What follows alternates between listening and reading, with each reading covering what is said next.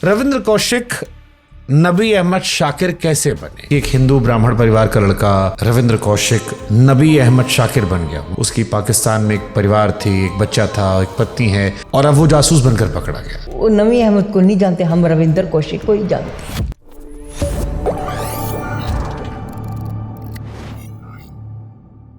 रविंद्र कौशिक नबी अहमद शाकिर कैसे बने, ये हम चाहते हैं कि आप थोड़ा बताएं कि कहाँ वो बदलाव था, क्या था, क्योंकि इंटरनेट पर तो बहुत कुछ भरा पड़ा है। आपका बड़ी बहन होने के नाते जो आपने इतने सालों में जाना समझा, कहाँ आपको लगा कि रविंद्र कौशिक नबी बन गए?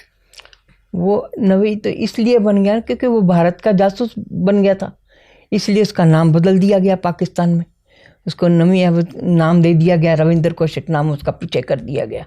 लेकिन हम वो नबी अहमद को नहीं जानते, हम रविंद्र कौशिक को ही जानते हैं। हिंदुस्तान के अंदर हमारे लिए नबी अहमद नहीं, कोई भी अहमियत नहीं रखता। हम कहते हैं रविंद्र कौशिक के नाम से भारत का वो एक जासूस था, सबके सामने वही आना चाहिए। आपको कब पता लगा वो जासूस है? जब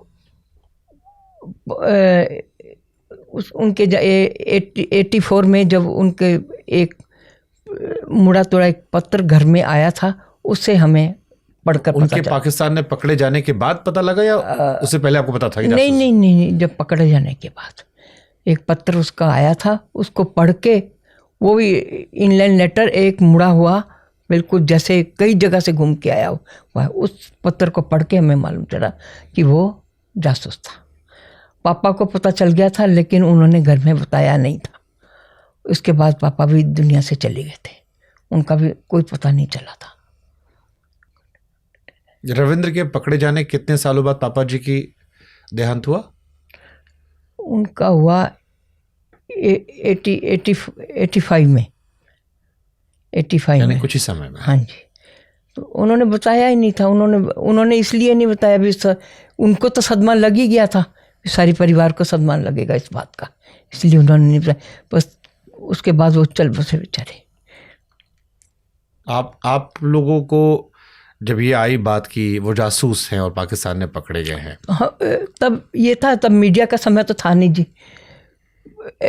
आज तो अपन मीडिया में जाके कहीं भी बात कर सकते हैं और खुलेआम कर सकते। तब तो दब के घुट के जीना पड़े, डर के कि किसी को बताएंगे शायद कुछ ना हो जाए।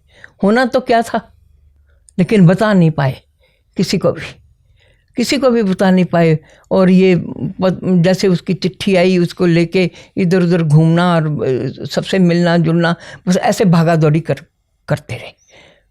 क्या बताया था रविंद्र ने, कहाँ वो नौकरी करने जा रहे हैं जब वो पाकिस्तान गए थे?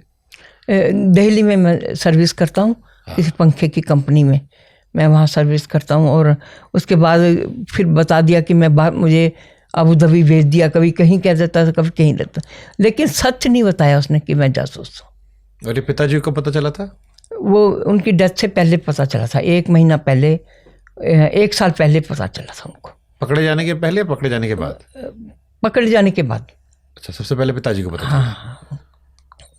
तो रविंद्र ने जब, हमें नहीं मालूम था, हमें तो एक लेटर से, इनलाइन लेटर था, मुझे आज भी आंखों के आगे याद है। वो मुड़ा तोड़ा हुआ बाहर पड़ा हुआ था, वहाँ से उससे पता चला। क्या था उस लेटर में? उसमें ये लिखा था, मैं भारत का जासूस हूँ, मैं पकड़ा गया हूँ, मैं पाकिस्तान जेल में हूँ, ये लिखा हुआ था।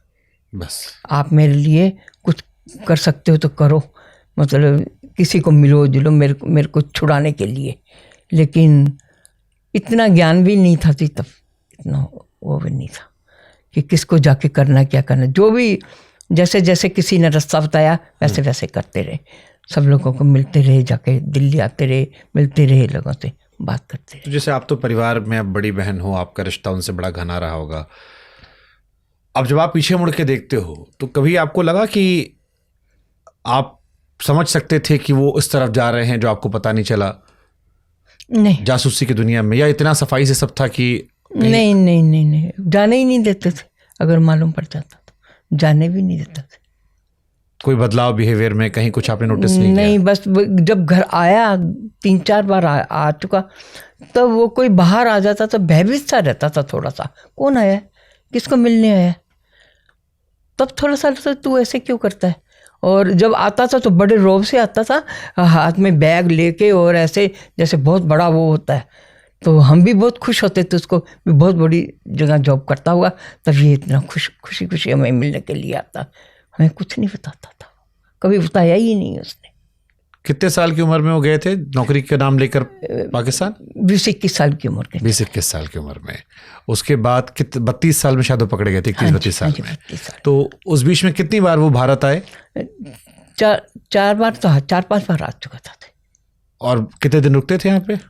थोड़े दिन ही, जैसे 1 सप्ताह 2 सप्ताह ऐसा ही रुकता था बस। उसमें भी मिलने जुलने वालों से मिलता जुलता रहता, और कुछ ऐसा ही था, वो ऐसी नेचर का ही था, सबसे मिलना जुलना था। रिश्तेदार भी मिलने आते थे, लोग बाग भी मिलने के लिए आते थे, चहल पहल रहती थी घर के अंदर। हमें भी बहुत अच्छा लगता था, लेकिन ये मालूम नहीं था कि वो जासूस है। कोई बदलाव पुराने रविंद्र में, उस रविंद्र में जो छुट्टियों में आता था पाकिस्तान जाने के बाद? नहीं, वही शरारतें थी उसकी, वैसा ही बोलना, वैसे ही हंसना, वैसे खाना पीना, सब कुछ उसका वैसे ही था, कुछ भी। जैसे पहले उनकी हम तस्वीरें देखते हैं तो वो थोड़ा विनोद खन्ना जैसे लगते थे पहले। हाँ जी। बाद में जब पाकिस्तान हो गए तो उनके जो तब भी वो इतने सुंदर था, लेकिन हुलिया थोड़ा बदल गया था। हुलिया इसलिए वैसे उसका रहन सहन में फ़र्क तो पड़ता है, जिस जगह आप रहते हैं उसका रहन सहन में फ़र्क थोड़ा सा पड़ता है, इसलिए थोड़ा सा हुलिया। तो जब आप लोग को ये पता चला कि एक हिंदू ब्राह्मण परिवार का लड़का, आपका छोटा भाई रविंद्र कौशिक नबी अहमद शाकिर बन गया, वो मुसलमान बनकर पाकिस्तान में जी रहा था, उसकी पाकिस्तान में एक परिवार थी, एक बच्चा था, एक पत्नी है जो शायद अभी भी वहाँ पर है, और अब वो जासूस बनकर पकड़ा गया, इसके बाद आपके परिवार में क्या हुआ? इसके बाद देखो जी, कुछ कर तो पा नहीं रहे थे, सिर्फ भागा दौड़ी थी कि किसी से जाके मिलना, या किसी मिनिस्टर से मिलना, या कि अपनी अप्रोच लगाना भी किसी से मिले, या कुछ। सिर्फ एक ही था, उसको छुड़ाने के लिए लगे हुए थे, भी कैसे ना कैसे वो छुड़ाया जाए, लेकिन कर नहीं पाए थे कुछ भी। आपकी माताजी ने ज़्यादा कोशिश की थी? हाँ, पूरा परिवार ही साथ थे।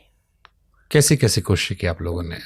जैसे वाजपेयी साहब को मिले तो उन्होंने राहत भी दी कि ये आपको थोड़े दिनों बाद इसको छुड़ा दिया जाएगा और आप मिला दिया जाएगा, लेकिन हुआ कुछ नहीं था। ये अटल जी ने कहा था आपसे? हाँ जी। कौन कौन मिलने गया था अटल जी से? मम्मी गए थे, मैं गई थी, भाई थे। कितने भाई बहन हो आप? 4 थे। 4 थे। अभी कितने?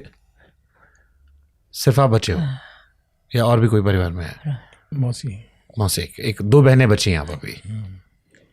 बस भाई गए, भाई दोनों गए।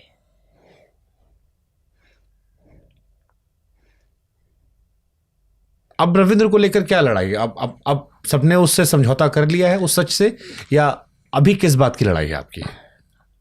अब मैं ये चाहती हूँ कि उसकी शहादत को ओपन में लाया जाए, सच सबको बताया जाए, जो कुछ सच था। जैसे आज फिर धुरंधर फिल्म बन गई, धुरंधर 2 बन गई, 3 भी बन जाएगी, 4 भी बन जाएगी, लेकिन उसमें कोई सच नहीं है। जैसे गंगानगर में तहलका मच गया ये फिल्म आने के बाद, फ़ोन आने लगे लोगों के, ये कर देंगे वो कर देंगे, भाई पे फिल्म बनी है, ये बनी है, लेकिन मुझे तो अच्छा नहीं लगा, क्योंकि इतनी सी बात से इतनी बड़ी बात बनाई गई है। वो बात इतनी सी लेके और इतनी बड़ी फिल्म, वो असलियत नहीं है फिल्म की। मैं कहती हूँ उसकी असली जीवन की जो कथा है वो सबके सामने लाई जाए फिल्म के जरिए, उसको उसकी शहादत को ऐसे नहीं गंवाया जाए। मैं ये चाहती हूँ, मन से चाहती हूँ। बट जैसे जासूसों की दुनिया में जितना हम जानते हैं, कहा जाता है कि जब आप इस पेशे में जाते हैं तो आपको पता होता है कि अगर आप पकड़े गए तो आपका देश आपको अपना मानने से इनकार कर देगा। इसके बावजूद वो देशभक्त, इन बातों का तो अपन को अब मालूम पड़ रहा है कि कोई देश मानने को तैयार नहीं होता। हालांकि ये सच परिवार के लिए कभी भी सहज नहीं हो सकता। किसी भी का बच्चा जाएगा तो वो कोशिश तो करेंगे कि हमारा बच्चा लौट आए।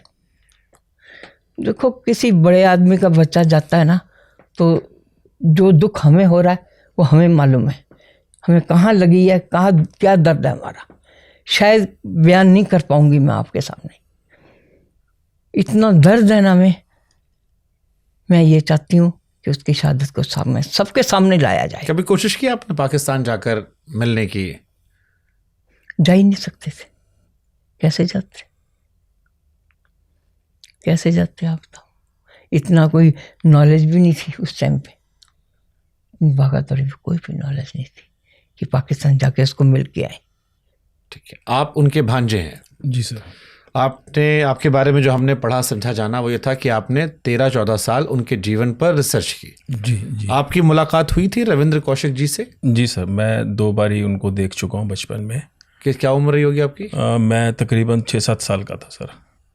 कुछ याद है या धुंधली याद है? याद है सर, याद है थोड़ा। उनका जो चेहरा मोहरा है मुझे अभी तक वैसा ही वैसा मतलब विजुलाइज होता है जब मैं याद करता हूँ। 1982 में वो लास्ट टाइम इंडिया आए थे। मेरे छोटे मामा जी की शादी थी, वो शादी अटेंड करने के लिए स्पेशली आए थे, लेकिन रुके कुछ ही वक्त थे। उस दौरान मैं भी छोटा था और बहुत नॉर्मल उनका बिहेव ऐसा रहता था। कोई बातचीत से अंदाज़ा नहीं लगा सकता था कि ये कोई सीक्रेट सर्विस से जुड़े हुए हैं या कुछ ऐसा काम कर रहे हैं। नॉर्मल बिहेव रखते, जैसे घर में आके उनके आने से खुशी बहुत बढ़ती थी घर में। ये मैंने देखा है कि बहुत जॉली नेचर के थे वो। शायद ज़्यादा हंसते थे, शायद वो छुपाने के लिए हंसते होंगे, लेकिन वो मतलब जॉक क्रैक्स करना और सबको हंसाना। और एक्टर तो वो थे ही। तो छोटे मामा जी की शादी का भी मुझे याद है कि उन्होंने कार्ड जो बनाया था वो कार्ड उन्होंने एज ए मतलब जैसे फिल्म का कोई प्रोडक्शन के समय जो वो मोन्टाजेस जैसे वो आते हैं वो नंबरिंग, वैसे उन्होंने लिखा था कि एक फिल्म बनने जा रही है जिसका एक्टर अपने छोटे भाई का नाम लिखा, एक्टर्स का नाम, introducing this heroine to you, producers में फिर नाना जी का नाम, ऐसे उन्होंने खुद बनाया। हाँ, हैंड मतलब मेड, वो एक कार्ड था उनका। वो ऐसे क्रिएटिव रहते थे, हंसाते रहते थे सबको। तो यही मम्मी से और सबसे जानने को मिला कि मतलब उसकी नेचर से में भी कभी ऐसे झलक के आया नहीं सामने कि ये कोई पैथेटिक लाइफ जी रहे हैं, कोई डबल स्टैंडर्ड लाइफ जी रहे हैं, कोई किसी और आइडेंटिटी को कैरी करके कहीं और कुछ ऐसा बड़ा काम कर रहे हैं, ऐसा।